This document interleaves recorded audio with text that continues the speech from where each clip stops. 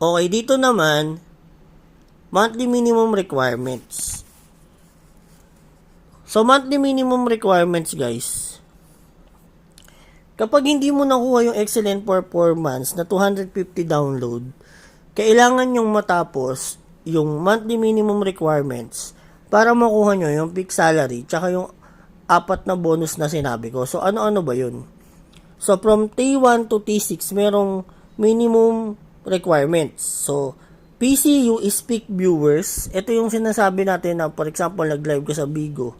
Pumalo ng 500 viewers yung live mo kahit 1 second lang, kahit 1 millisecond lang yan. Automatic, yung peak viewers mo nun is 500 na. Kahit segundo lang, milliseconds lang.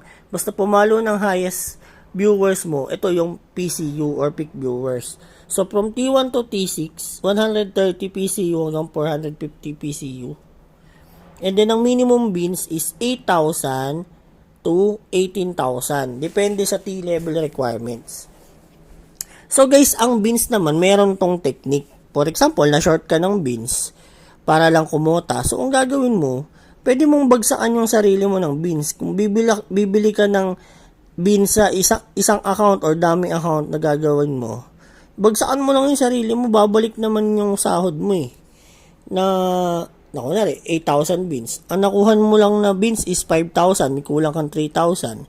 So, bagsakan mo yung sarili mo ng 3,000. Tapos, pwede ka nang sumahod ng fixed salary tsaka bonus. Buod pa yun sa mga nakukuha mo dun sa live kapag nag-i-stream ka sa fans mo sa akin, yung sinusupport. Dito yun mapupunta yung bins. So, kapag nagkulang ka lang, very minimal lang, pwede mong bagsakan yung sarili mo. At least kukota ka na kagad. Fixed salary tsaka 4 na bonus. So, makikita nyo naman to sa sa data, sa Bigo, na lumalabas yung count ng bins. Tsaka nire-report ko din to sa inyo dun sa link.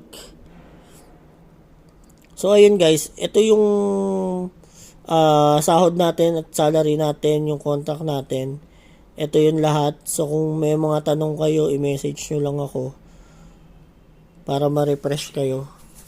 At dun sa mga bago na mag-audition yan, guys, ito na yun. Panoorin nyo na lang.